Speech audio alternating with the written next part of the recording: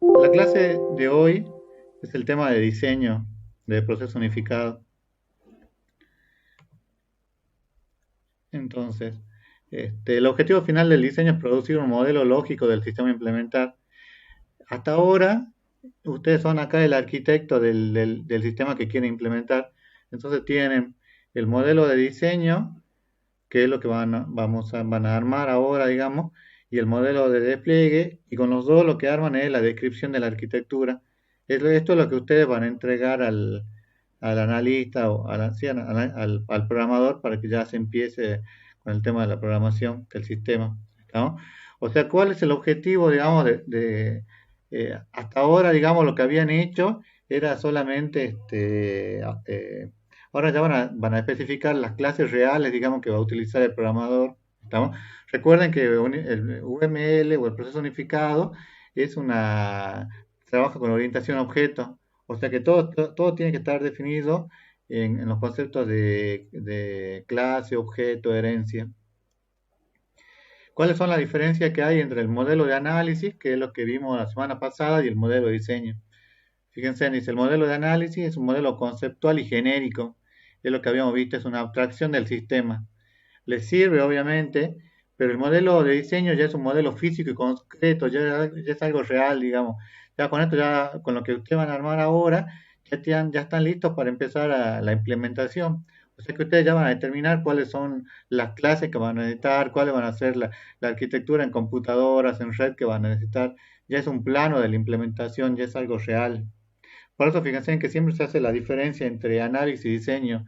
Muchas veces en la práctica, en la vida real, análisis y diseño lo trabajan como uno solo, digamos, como si fuera una sola fase, pero no es así. Tiene que ser separado. Fíjense, el análisis es menos formal, que es lo que habíamos visto la semana pasada, es una especie de bosquejo, pero no es algo definitivo. Mientras que el modelo de diseño es algo que es formal, ya tiene que ser algo definitivo. El modelo de análisis, como le dije, es un bosquejo del diseño del sistema y el modelo de diseño es una realización del diseño del sistema. Ya acá nosotros ya vamos a determinar fehacientemente, concretamente, cuáles van a ser las clases que van a utilizar, cuáles van a ser las conexiones que van a utilizar, las conexiones de red, o sea, las computadoras, los servidores que van a utilizar. Ya definimos algo, una realización, digamos, ya dan los pasos ya para que se proceda a la implementación directamente. El modelo de análisis dice que puede no mantenerse durante todo el ciclo de vida. Entonces, supongamos que yo creé una clase y puede que se mantenga o no, digamos, yo no sé si esa clase se va a mantener. En cambio, las clases que yo establezco en el diseño se tienen que mantener en todo el ciclo de vida. Si yo definí que voy a tener una clase no sé, de personal, esa clase de personal se tiene que mantener en todo el ciclo de vida. El modelo de análisis dice que define una estructura para modelar el sistema y la estructura es una idea general, digamos, pero acá en el modelo de diseño ya le damos forma al sistema. Bueno, entonces, toda esta formalidad o esta implementación que nosotros estamos, que estamos definiendo, entonces la vamos a implementar, vamos a proceder a hacer una realización física de la misma. ¿Estamos? Por eso no sé si se acuerdan que la clase pasada ustedes podían definir cuáles eran las clases, pero ahora en la clase ya definen la clase ya específica, le dicen con los tipos de usuario, con los tipos de datos que el programador ya tiene, que necesita para implementar. Como les digo, este es un modelo de diseño, ya es casi es el paso previo a la implementación. Y lo más importante son las clases. Las clases que yo determino ahora son las clases que yo tengo que mantener en todo el ciclo de vida. Fíjense en cuáles son las etapas. Son mucho más etapas que las que habíamos visto acá del diseño. Muchas más etapas que las que habíamos visto en el análisis. Acá en el diseño, fíjense en cuáles son las que tienen. Diseñar la arquitectura. La arquitectura es cómo van a hacer la configuración del equipo, de la red, del cableado, cómo van a diseñar los casos de uso, ya específicamente con cuáles se van a quedar, y de esos casos de uso con cuáles van a ser las clases de diseño, que es lo que yo le decía, estas clases de diseño ya son las definitivas con las cuales yo voy a trabajar, digamos. ya yo le digo cuáles son las operaciones, los atributos, las relaciones, los estados que voy a tener. Y por último, y fíjense, esta pregunta siempre la hacemos en el, en el parcial, en el coloquio o en el examen. Le preguntamos qué es lo que obtienen ustedes del diseño. Y lo que obtienen es el diagrama de clase de diseño. O sea, obtienen ya las clases definitivas que esto ustedes le pasan al programador y el programador viendo cuáles son las clases de diseño, ya saben específicamente con qué clases va a trabajar él. ¿Está? Entonces, todo esto que vamos a ver es para armar este diagrama de clase de diseño, que es el paso previo a la implementación. Esto es lo que nosotros ya les damos ya al programador y en base a esto el programador, él o los programadores, o ustedes mismos los que vayan a programar, ya hacen el paso de la programación, digamos. Pero ustedes ya tienen todo el esquema, es como que yo le diera el plano de la casa, digamos. Cuando yo tengo este plano, él tiene que hacer lo que el plano dice, no puede salirse de lo que ustedes han especificado, digamos. Estamos por eso que tienen que diferenciar lo que es la parte de análisis de la parte de diseño. Fíjense, el primer punto era identificar los nodos y las configuraciones. Entonces dice, yo tengo que ver la distribución física del sistema en términos de nodos. Tienen que ver cuál va a ser la distribución física, digamos, para el problema que ustedes tienen. ¿Cuántas computadoras tienen? ¿5, 10, 15? ¿Tienen un solo servidor, varios servidores? ¿Tienen un servidor en cada sucursal y después uno en la casa central o tienen uno solo? Tienen que ya modelar el hardware, digamos. Ustedes con esto ya le tienen que decir al programador, el sistema se va a desarrollar con estas clases y se va a desarrollar en estos equipos, en este hardware que yo voy a especificar ahora. Entonces, lo que tienen que tener en cuenta es lo siguiente, se tienen que hacer una serie de preguntas. Por ejemplo, ¿todos los actores interactúan con el sistema en el mismo sitio físico o hay varios sitios físicos? ¿Tienen algún banco donde donde van a solicitar el crédito, donde van a registrar el débito que ustedes vayan a solicitar, o el préstamo, o interactúan con el banco, o interactúan con otra entidad, no sé, si son una sucursal con la casa central, cómo interactúan, digamos? ¿Qué requerimientos de computación necesita en cada nodo, digamos? ¿Cuánto necesita? ¿10 computadoras, 20 computadoras, un servidor, dos servidores? ¿Lo van a tener en la nube y todos van a trabajar dependiendo si está en la nube o no? ¿Cómo quieren trabajar? Dice, ¿qué tipo de conexiones existen entre los nodos? ¿Cómo van a trabajar con cableado estructurado, nivel 5, nivel 6, con Wi-Fi? ¿Cómo es que quieren que se conecten todos los equipos? ¿Qué protocolos son los que manejan? No sé, van a manejar un TCP/IP, que es el tradicional, o van a manejar algún otro de Wi-Fi, no sé, qué versión del protocolo, la 8, la 9, cuál de todas, digamos. Acuérdense que todo esto es para identificar diseñar la arquitectura y acá estamos en la parte de nodo y configuraciones. Entonces hay una serie de preguntas, todas estas preguntas que se tienen que hacer ustedes para ya definir cómo van a trabajar. Por ejemplo, cuáles van a ser las características del nodo y cuáles son las características de las computadoras que necesitan, de las conexiones que necesitan. Tienen copias redundantes para el caso de falla, o falla el servidor, se rompe el servidor y pierden todos los datos, o hacen una copia de seguridad, o la copia es automática y se hace toda la noche, o se guarda en la nube y la nube tiene redundancia, fallo y nunca van a perder datos. Tienen que definir, digamos, claramente cómo es que quieren trabajar acá con el tema de hardware y la conectividad. Fíjense, entre todos los nodos intervinientes y los actores se debe indicar la cardinalidad correspondiente.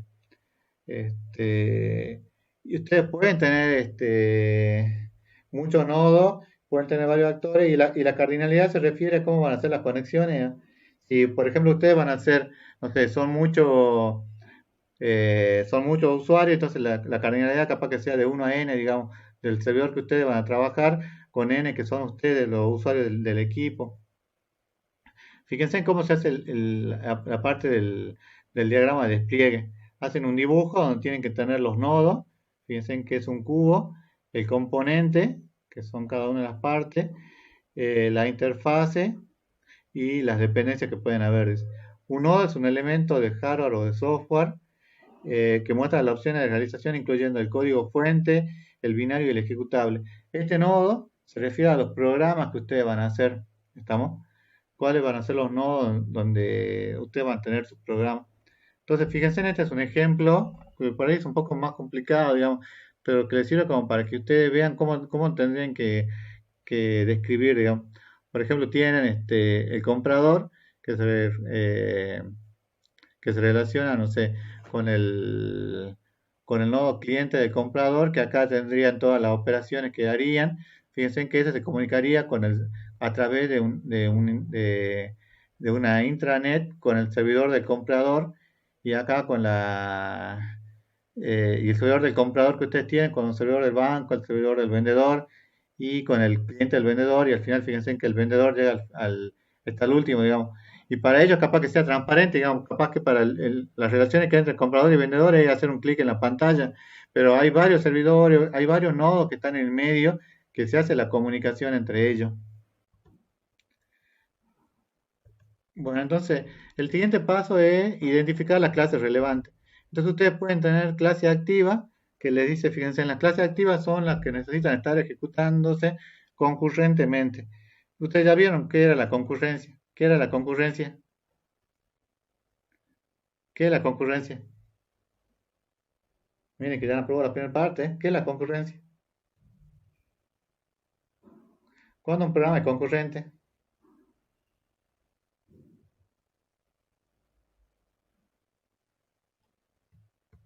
Chicos, ¿cuándo un programa es concurrente? Cuando se ejecuta simultáneamente. Entonces ustedes pueden tener programas o clases que se ejecuten concurrentemente. Fíjense, si luego tienen clases relacionadas con la comunicación entre nodos. Entonces, yo tengo en la identificación de la clase, generalmente, fíjense, yo voy a tener la clase activa y voy a tener la interfaz del usuario, porque es concurrente con otras clases. ¿A qué se refiere esto? Que la interfaz de usuario, yo voy a tener una interfaz de usuario en todo el sistema, digamos, porque cada vez que yo ingreso a cualquier opción, no sé, sea compra, venta, la interfaz de usuario es la que es concurrente, digamos, a todas las demás, y esa clase es activa, digamos, porque tengo que poder permitir la concurrencia al mismo tiempo de, bueno, obviamente de personas distintas. Luego dice, clases relacionadas con las comunicaciones, que para este caso no es necesario, digamos, que era el ejemplo que nosotros veníamos viendo, que era el de la secretaria que habíamos visto en la clase pasada. Bueno, luego tienen, dice, identificar la clase de diseño. En la clase de diseño, dice, lo primero que tienen que hacer es establecer las clases de diseño que se implementan en la clase de análisis teniendo en cuenta el modelo de despliegue. Este, bueno, modelo de despliegue que acaban de armar con el tema del hardware, ¿no? Y la conectividad.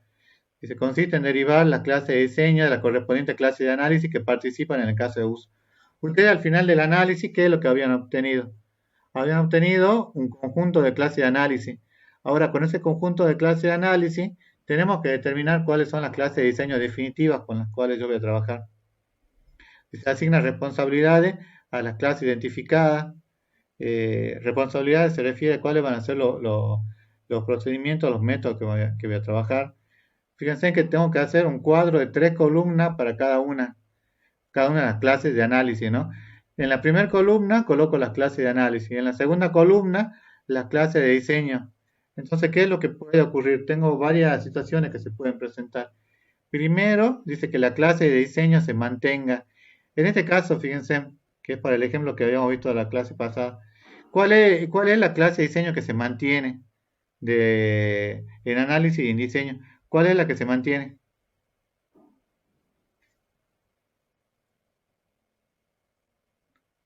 Chicos, ¿cuáles son las clases de análisis que se mantienen en el diseño? ¿La interfaz de usuario se mantiene? Sí, Sí. ¿La interfaz de socio? eso no. No. Fíjense, en ficha socio, ¿se mantiene el análisis y diseño? Sí, Sí, ficha comprobante también. Y el gestor también. Entonces, hay clases que se van a mantener, digamos. Acá a la derecha colocan los requisitos de diseño. Son las observaciones que ustedes tienen que colocar las observaciones, digamos. por qué aparecen o por qué desaparecen. En la segunda, fíjense, puede ser clase de diseño que desaparezcan. ¿Qué clase de diseño desapareció?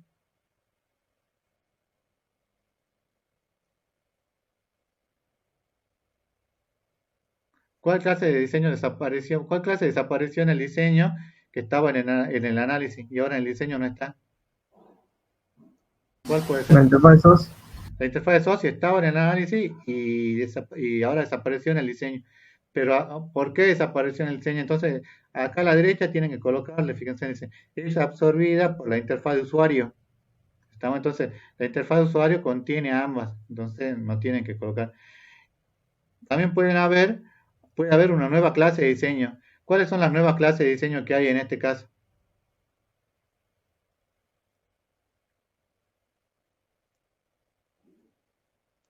¿Cuáles son las nuevas clases de diseño? Una que no estaban, las que no estaban en el análisis, ¿cuáles son? La lista de socio y comprobante.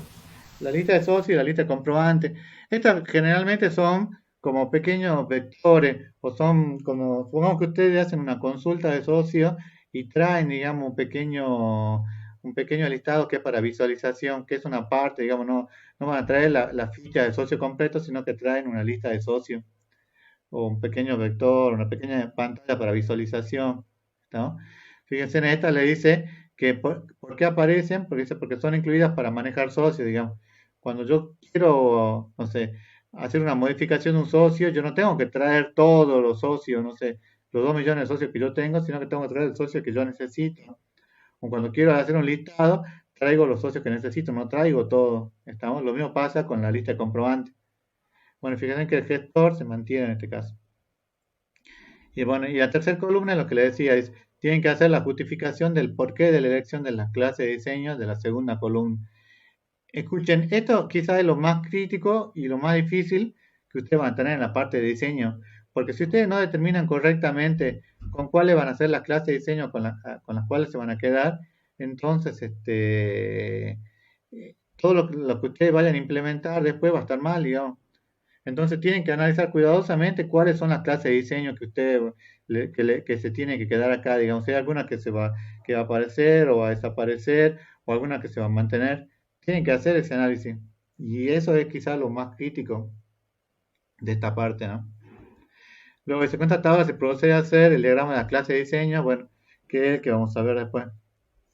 Bueno, acá tenían otro ejemplo, este se lo dejé, que era el que veíamos el año pasado. Fíjense, este otro ejemplo donde, por ejemplo, la interfaz de usuario se mantenía, porque es la clase activa. Fíjense que las que son clases activas, les coloco acá activa y se mantiene. La interfaz de película, fíjense que acá desaparece en este caso. Pero tengo que explicar por qué desaparece, que es absorbida por la interfaz de usuario. La lista ficha cliente es incluida para manejar clientes, la lista ficha película incluida para manejar película. La ficha de película, la ficha de cliente, fíjense que se mantiene. La interfaz de dispensador se mantiene. Fíjense que acá la interfaz del sistema contable se transforma. Antes era el sistema contable y acá la interfaz del sistema contable local, que es el modelo de despliegue, que es lo que yo saco del modelo de despliegue, digamos que necesitaba una interfaz para el sistema local contable. Y en la interfaz del sistema contable tengo una interfaz central, digamos, que es la que siempre va a estar, digamos, por eso es que es activa, digamos. ¿Estamos? Y la interfaz de banco, que es la que se mantiene. Bueno, ¿tienen alguna duda sobre esto, chicos? El tema es cuando ustedes vayan a hacer la práctica, cómo saber con cuáles clases se tienen que quedar ya en forma definitiva. ¿Estamos? Profe, una pregunta. ¿Sí? ¿Cuál es la diferencia entre interfaz, ficha y una lista? La interfaz son las pantallas que ustedes van a trabajar, que yo las creo como una clase. Las fichas son las entidades, el almacén físico que yo voy eh, que yo defino para poder, digamos, si yo tengo una tabla de socios de 1 millón de registros, sería el 1 millón de registros que yo tengo para mi socio, digamos. Y la lista de socios son como era como les decía, pequeños vectores, pequeñas pantallas, que es como una pequeña porción, digamos, de la ficha. Yo no, cuando quiero sacar un listado de socios, no muestro, cuando ustedes van a sacar, no sé, van a ver sus correos y tienen 3.000 correos, la pantalla no le muestra los 3.000 correos, sino le muestra los los primeros correos que tienen en la pantalla, digamos. Esos 20 correos serían como la lista de socios, como la lista de los correos. ¿Se entiende? ¿Se entiende o no? Sí, profe. ¿Y el gestor por qué aparece al último? Porque el gestor siempre tiene que estar, no podés sacarlo al gestor. El gestor es el que va a tener todos los métodos, aunque después ustedes al gestor van a determinar, seguramente los métodos que tenga el gestor son los métodos que van a tener que incluir en cada una de las clases. Pero ahora para un tema ya van a ver los gráficos, digamos, que van a utilizar, siempre tienen que tener un gestor, digamos, que sería, en realidad hace referencia a los métodos de las diferentes clases, digamos, cuáles son las operaciones que van a ser permitidas para cada caso. Bueno, ¿seguimos? Bueno, si tienen alguna duda, pregunta, ¿no? No se queden con la duda. Bueno, ese era otro ejemplo. Fíjense, el siguiente paso es un diagrama de clase de diseño. Fíjense en este diagrama de clase de diseño. ¿Se acuerdan el diagrama de colaboración que habían hecho la semana pasada, o que habíamos visto la semana pasada?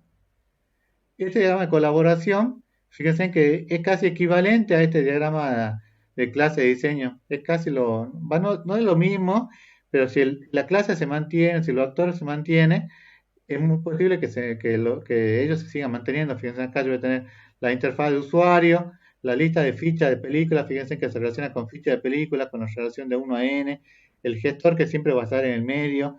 Yo acá había definido que yo voy a tener un sistema contable local, entonces ese sistema contable local es el que se relaciona con el sistema contable central, el gestor era el que se relaciona con el dispensador, el gestor era el que se relaciona con la lista de fichas de cliente, y esta ficha de cliente es la que se relaciona con ficha de cliente. ¿Estamos? O sea, que lo que hago es el diagrama de colaboración que yo ya tenía, lo mantengo. ¿No? Sí, las clases que se mantienen van a quedar, digamos, y agrego las nuevas clases o las clases que aparecen o desaparecen. Fíjense, el diagrama que habíamos hecho la clase pasada era que tenemos la secretaria, tenía la interfaz de usuario. Esta interfaz de usuario, acá teníamos una interfaz de ficha socio, creo, que fue absorbida por la interfaz de usuario. Tenemos la lista de fichas de socio, que como le digo, ese es como el pequeño vector o la pequeña pantalla que yo voy a tener para poder ver de los socios. Y voy a tener la lista de fichas de comprobante y la ficha de comprobante. ¿Estamos? Entonces, ¿esto de dónde lo tienen que sacar? ¿De qué diagrama lo tienen que sacar?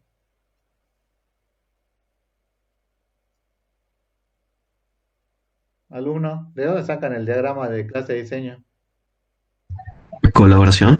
El diagrama de colaboración. Entonces, de ahí tienen que sacar. Y lo único que tienen que tener cuidado es que mantener las clases que ustedes determinaron en ese cuadrito, que se tienen que mantener, digamos, y agregar las nuevas clases que aparezcan, digamos.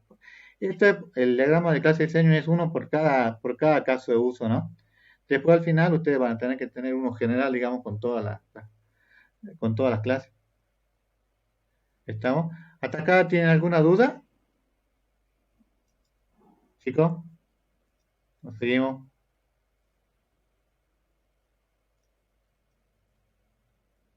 Alumnos.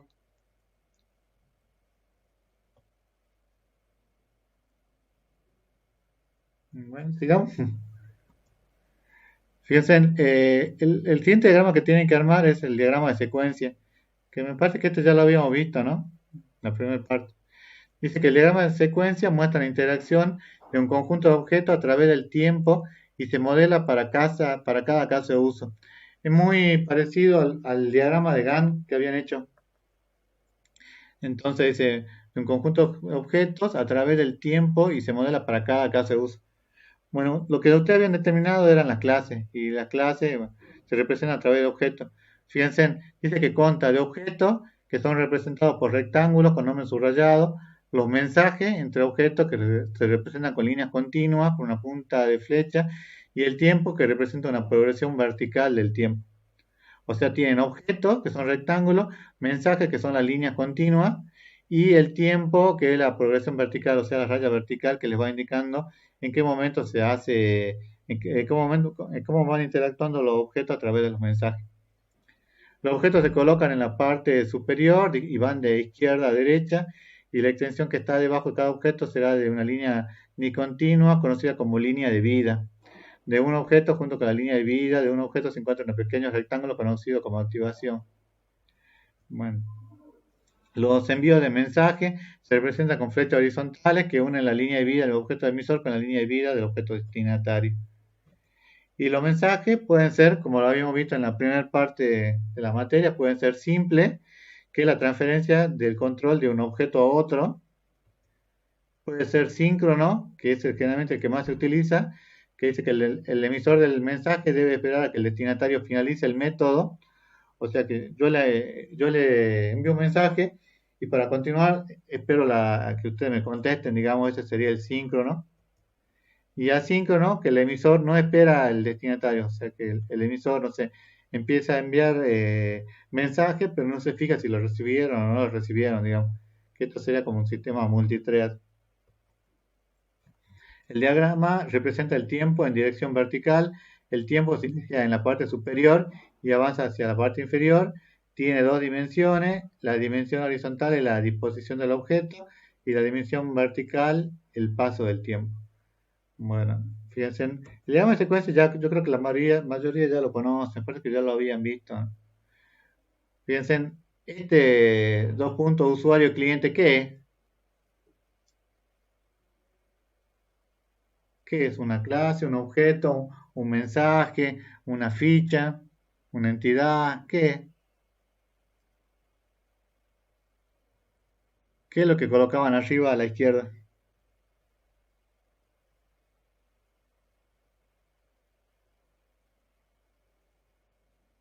Alumno.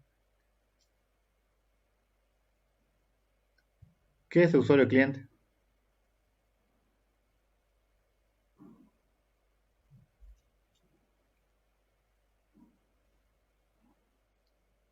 Es el objeto.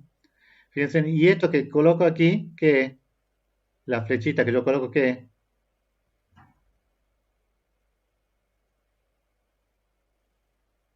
¿Qué son las flechas?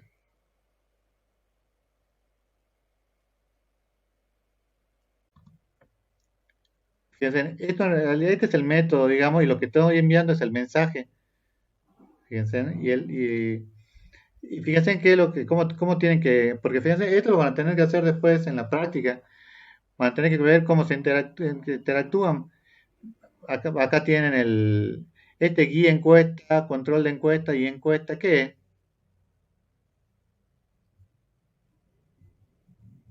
Un objeto, una clase, Objetos, método. ¿Ah? son ¿Qué son? objetos, ¿no? Y los métodos, No, esos son los objetos. Fíjense, a ver.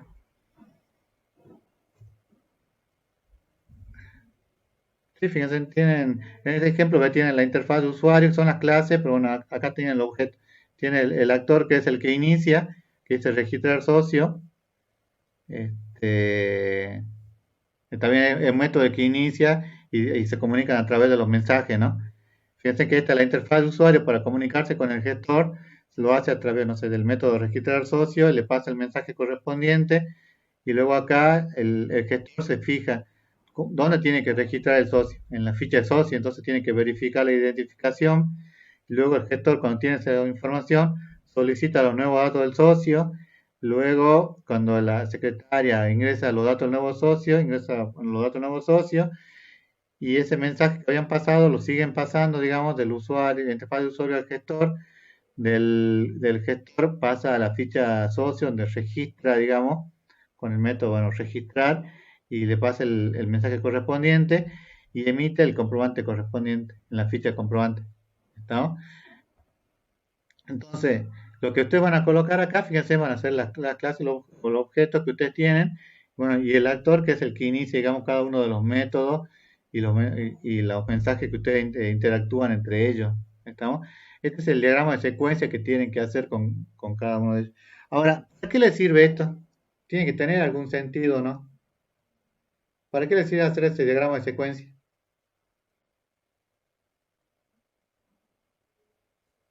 ¿Para qué le sirve? para ver el flujo de la aplicación, ¿Para qué? Para ver el flujo. de la aplicación del sistema. Sí, en realidad es el flujo del caso de uso. Acuérdense que este es uno por cada caso de uso. Y ustedes ven cómo interactúan. ¿Y dónde está marcado el tiempo? Y en algunos tiene que estar el tiempo, ¿no? ¿Dónde está el tiempo? ¿Qué es lo que se hace primero? ¿Registrar socio o ingresar datos del nuevo socio? Así como está escrito ahí. ¿Qué es lo que se hace primero?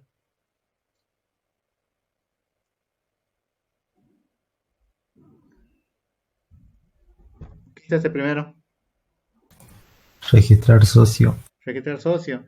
Porque esta línea punteada que ustedes ven es la línea de vida que les menciona. Entonces esa línea de vida les va marcando qué es lo que se va a hacer primero, digamos. Por eso le digo que es muy similar a un diagrama de Gantt. Ustedes van viendo qué es lo que se hace primero y qué es lo que se hace después. Y bueno, y esta interacción, digamos, que hay entre los diferentes objetos, es como les decía, esto le va a marcar para que ustedes sepan cuáles van a ser los métodos y cuáles van a ser los mensajes que van a intercambiar entre las diferentes, entre los diferentes objetos con los cuales se van a quedar al final. ¿Estamos? ¿Esto para qué le sirve? Porque si yo puedo ver cuál es la interacción que hay, y yo tengo ya definido cuáles van a ser, no sé, que acabo de tener una clase de usuario, una clase de ficha socio, una clase de socio, una clase de comprobante, entonces yo sé que esas van a ser ya las clases definitivas con las cuales yo me voy a quedar. Y cuando yo a esto le paso al programador, el programador ya sabe, digamos, cómo tiene que hacer el movimiento, digamos, de todo, ¿estamos? Primero tiene que registrar el socio de esta clase a esta clase, luego tiene que verificar la identificación de la clase gestora a la ficha de socio, luego el gestor le tiene que pedir a la secretaria a través de algún método solicitar nuevos datos del socio, tiene que haber una interacción a través de la pantalla del usuario. Entonces tengo que escribir, tengo que ver cómo interactúan, ¿estamos? Entonces esto ya me ayuda a definir cuáles van a ser las clases definitivas que yo definí, digamos, si las que yo coloqué en el cuadrito ese que yo había puesto van a ser las que van a quedar o no, digamos, ¿estamos? Bueno, después tengo que identificar cuáles van a ser las operaciones o métodos. Dice, consiste en saber cuáles son las operaciones de la clase de diseño, pueden surgir para identificar los mensajes, analizar las responsabilidades de cada clase, contemplar los requisitos especiales de cada clase, qué es lo que necesita una clase, pedirle a la otra clase, añadir la visibilidad de cada operación, cómo se van a comunicar y qué necesito que sea visible y qué no necesito que sea visible. Ya fíjense que yo ya tengo que usar la sintaxis del lenguaje de programación. O sea que si yo ya sé que lo voy a hacer en Java, no sé, ¿cómo se define un entero en Java? Yo quiero definir una variable que sea de tipo entero, ¿cómo la defino? Cómo se hace en Java? ¿Cómo definir una variable? Int. Con int o integer, no sé, como usted ya. ¿Por qué? Porque ¿cuál es la idea, digamos? Que esto ya, cuando ustedes ya definen cuáles son las operaciones o los métodos, yo ya le estoy diciendo le voy a dar al programador cuáles son las operaciones y métodos y le digo de qué, con qué, si va a ser de tipo entero, ya le estoy dando todas las especificaciones para que el programador lo haga, digamos ya. Fíjense, las operaciones de la clase de diseño necesitan soportar todos los roles que la clase desempeña. Entonces, bueno, entonces acá fíjense el gestor y yo tengo todos los métodos, ¿estamos? Después, seguramente estos métodos, después lo voy a tener que distribuir entre todas las clases que necesite. Fíjense, acá yo tengo solicitar datos de pago, ordenar películas, entregar películas, actualizar balance, actualizar cliente. Y la interfaz del banco, yo solamente tenía un método que era ordenar pago y me tendría que comunicar a través de un mensaje que sea retorno de pago. ¿Estamos? Un atributo. Este, para el otro caso, que es el que veníamos viendo en la clase pasada, fíjense que yo tengo el gestor que dice verificar identificación, solicitar, registrar, emitir. ¿Estos qué son? ¿Son atributos o son métodos? Chicos, Método. método. Yo tengo que tener un método, como los métodos que ustedes tienen ¿se acuerdan cuando hacían en Java? Un método que sea verificar identificación, otro que sea solicitar datos nuevo socio, otro que sea registrar, otro que sea emitir. Dice, los atributos deben ser los requeridos. Bueno, primero deberíamos identificar los métodos y ahora tenemos que identificar los atributos. Dice, los atributos deben ser los requeridos para realizar las operaciones. Hay que tener en cuenta los atributos obtenidos en la clase de análisis. Se restringen a los tipos disponibles en el lenguaje de programación. Acuérdense que esto es ya el paso previo a la implementación. O sea que ya le voy a decir o deberían decirle que sea de tipo entero, tipo, no sé, tipo carácter o tipo fecha. Deben reutilizar los tipos de atributos, o sea que si yo definí una variable tipo quill, debería reutilizarla siempre, digamos, y no tener que volver a crearla. Se pueden agrupar atributos en clase independiente. Puedo agrupar varios atributos en una clase, por ejemplo, el apellido y nombre, que tengo en dos atributos por separado y utilizarlo en uno solo. Por ejemplo, para el caso de dispensar películas, fíjense que yo tengo ficha cliente y tarjeta de crédito. Entonces, yo acá le voy colocando, por ejemplo, datos de la tarjeta de crédito es de tipo tarjeta de crédito. Que eso sí, bueno, deben saber ustedes que son 16 números, digamos. Entonces, ya es algo ya estándar, digamos. El nombre del apellido que es de tipo string, las películas alquiladas de tipo entero. Todo esto depende del lenguaje con el cual vaya a implementar. Bueno, acá fíjense, acá le está faltando, porque este era un ejemplo del año pasado y creo que en la práctica no le pedían, digamos. Pero lo ideal sería que siempre ustedes acá ya digan, el número de socios va a ser de tipo entero, el DNI va a ser de tipo entero, no sé, el apellido va a ser de tipo char, el nombre de tipo char, la fecha de ingreso de tipo day, que ya definan, digamos, cuáles van a ser los atributos. Y acá la diferencia que hay con la parte de análisis es que el análisis era general, digamos, pueden o no mantenerse como dijimos al principio, pero acá estos atributos que yo defino son los atributos que yo le voy a pasar al programador, digamos, entonces él ya sabe que cuando tiene que crear una clase que sea ficha socio, tiene que crearla con esos atributos, ¿estamos? Y los métodos que habíamos visto previamente, obviamente. Y por último, tengo que identificar las relaciones. Las relaciones pueden ser asociaciones, agregaciones o generalizaciones. Tengo que estudiar el diagrama de secuencia y ver qué asociaciones o agregaciones son necesarias en cada caso. Tengo que agrupar objetos en agrupaciones para mandarles mensajes.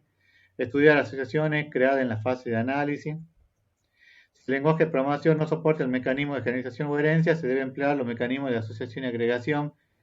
Pero generalmente, o sea, los lenguajes con los cuales ustedes vayan a trabajar, casi todos lo que utilizan ahora soportan orientación a objetos. Aparte, el proceso unificado está hecho para orientación a objetos, así que esto es medio viejo, digamos. No creo que lo utilice. Fíjense en este caso, tienen, por ejemplo, la relación, para el caso de uso de dispensar películas. Tenían el gestor era el principal, fíjense, la principal clase que tiene todos los métodos que ustedes van a utilizar. Este se comunica con lista ficha de película, que se acuerdan que yo le dije que era una especie de vector interno que ustedes usaban, y luego tienen ficha de película, que es una entidad. Lo mismo hacemos del gestor con lista ficha de cliente, que se relaciona, lista ficha de cliente es una porción, digamos, una pantalla, digamos, que ustedes van a utilizar de cliente, pero que se relaciona con ficha de cliente o con la entidad de cliente. Fíjense que hay una relación acá de 1 a n y de ficha de cliente con ficha de película hay también una relación de 1 a n, que un cliente puede tener muchas películas.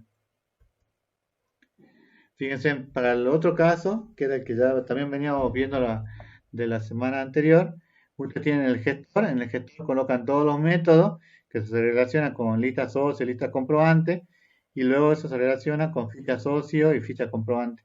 Que para este caso, fíjense que la relación entre ficha socio y ficha comprobante es de 1 a 1.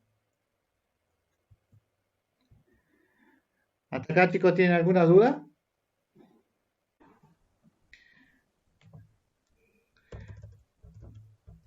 Bueno, entonces, después tengo que identificar los estados. Dice, algunos objetos del diseño son estados controlados que determinan su comportamiento cuando reciben un mensaje. Se utiliza un diagrama de estado para describir las diferentes transiciones de estado de un objeto del diseño. Fíjense, este es el diagrama de estado para una clase factura. Fíjense, esta sería como la vida que ustedes tienen para una factura. Yo primero pongo inicio, digamos el estado, creo la factura, La factura se crea, cuando se va a crear, envía un método para que y pasa a estar al estado pendiente. De pendiente pasa al estado planificado. De planificado puede ser que esté fuera de plazo, entonces hay un retraso en fecha de pago, o puede ser que esté correctamente planificada y después de un momento puede pasar a vencida y no pagada y después termina, digamos, la vida de la factura. Luego este es otro ejemplo, fíjense, tiene el diagrama de estado de la clase socio. Primero lo que hacen es verificar el socio, puede ser que el socio esté inexistente o que el socio esté inscripto y que después del socio inscripto pues, nosotros lo queramos dar de baja y bueno, procedemos a dar de baja. Ahora, ¿esto lo van a hacer para todas las clases o no? ¿Para cuáles clases creen que van a hacer este diagrama de estado?